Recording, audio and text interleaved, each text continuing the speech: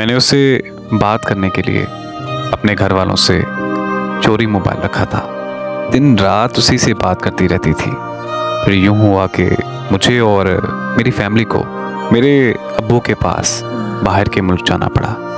वहाँ जाकर भी मेरा राब्ता उससे ख़त्म नहीं हुआ और मैं दिन रात उसी से मुसलसल बात करती रहती थी। और फिर एक दिन मेरे घर पता चल गया। मुझे मेरे घर वालों ने बहुत मारा और मेरा मोबाइल भी मुझसे छीन लिया। मैं वहाँ से ज़िद करके वापस आ गई। मैं वापस पहुँचते ही रात को उससे मिलने चली गई। मेरी सारी फैमिली को पता चल गया। मैंने उसकी बहुत मिन्नतें की कि मुझे घर नहीं जाना, वो लोग मुझे बहुत मारेंगे और शायद मुझे जान से भी मार दें। उसने कहा कि तुम घर जाकर हमारी शादी की बात करो। मैं जब घर गई तो मेरे घर वालों ने मेरी कोई बात नहीं सुनी, बस मुझे बहुत देर तक मारते रहे। इतनी ज़्यादा मार खाने और इतनी पाबंदियां लगाने के बावजूद भी मैं उससे बात करती रही, उससे मिलती रही और घर वालों से बार बार मारें खाती रही। ऐसे ही हमारे रिश्ते को 7 साल गुजर चुके थे।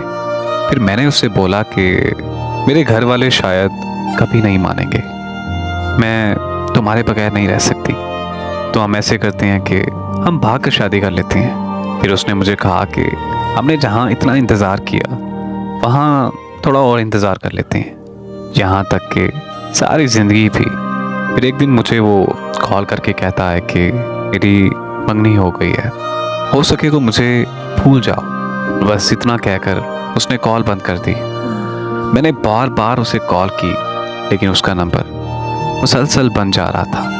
मैं बहुत ज़्यादा पागल हो चुकी थी। बहुत ही ज़्यादा सोचने और समझने के बाद मैं उसके घर की तरफ भाग गई। उसके घर जाकर उसकी बहुत ज़्यादा मिन्नतें की, बहुत तरले किए, बहुत वास्ते दे डाले, यहाँ तक कि मैं उसके पाँव पड़ गई। मैंने उसके पाँव को चूमा और उसे ये कहा कि प्लीज़ मुझे मत छोड़ो, मैं तुम्हारे बगैर मर जाऊंगी, तुम्हारे बगैर ज़िंदगी का तसव्वुर भी नहीं कर सकती।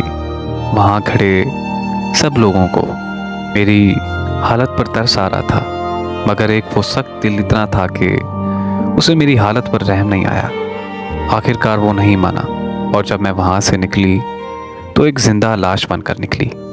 अब 1 साल होने को है उसकी जुदाई में। सुना है कि अब उसने शादी कर ली है, पर अब मेरा ये आलम है कि मैं किसी और की नहीं हो सकती। मैं आज भी पागलों की तरह उसके इंतज़ार में हूँ। मैं आज भी उसी के प्यार में हूँ।